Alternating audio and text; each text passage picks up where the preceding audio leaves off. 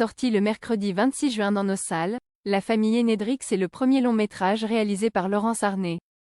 Un road trip familial dans lequel elle tient également le rôle principal, aux côtés de Danny Boone, qu'il avait dirigé dans La Ch'tite Famille et 8 rue de l'Humanité. Mais c'est à un autre metteur en scène qu'elle doit son meilleur film selon les internautes des Allociné. Sorti le 22 juillet 2015 sur nos écrans, Nos Futurs est le 5e film réalisé par Rémi Besançon, après Ma vie en l'air, le premier jour du reste de ta vie, qu'il a révélé au grand public, Un heureux événement et Zarafa. Celui-ci raconte l'histoire de deux amis d'enfance, qui s'étaient perdus de vue depuis le lycée et qui se replongent dans leurs souvenirs. Laurence Arnay y incarne l'une des membres de leur bande, et côtoie Pio Marmaille, Pierre Rochefort, Camille Cotin, Kian Kojandi ou encore Mélanie Bernier, dans ce film nostalgique qui a attiré 186 046 spectateurs dans les salles françaises. Béatrice, elle, l'histoire est touchante, parfois drôle, parfois nostalgique. Un petit quelque chose par moment des valseuses dans la partie road movie entre les deux copains, Jai même reconnu la musique, et Peggy Sue s'est mariée où le personnage principal fait la paix avec son passé et essaie de le faire revivre. C'est très beau. Beaucoup de jolies trouvailles. Les acteurs sont admirables. Jai découvert Pierre Rochefort qui est très juste et Pio Marmaille excelle.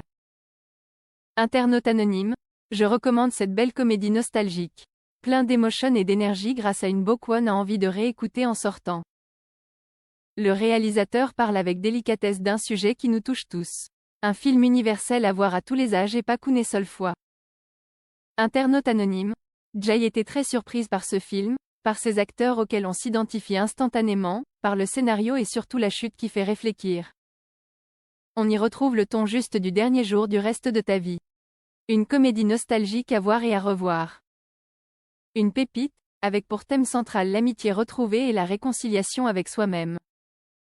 Biertan 64, Nos Futurs est selon moi à classer dans la catégorie des grands films comico-mélancoliques comme Le premier jour du reste de ta vie du même réalisateur. On y retrouve la nostalgie de sa jeunesse, des amitiés passées, le rapport avec la perte des êtres chers. Bref, on verse sa petite larme de temps en temps, même si le film comporte plein de répliques et de scènes comiques grâce à un Pio Marmaille en grande forme. Les acteurs sont excellents, Pio Marmaille donc mais aussi Mélanie Bernier et Kian Kojandi. Même le jeu de mots sur le titre est bien trouvé. Guillaume H. Voilà un film décrié, peu apprécié de la critique.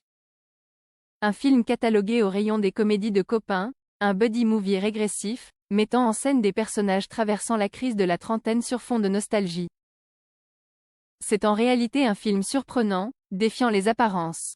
Une pépite, avec pour thème central l'amitié retrouvée et la réconciliation avec soi-même.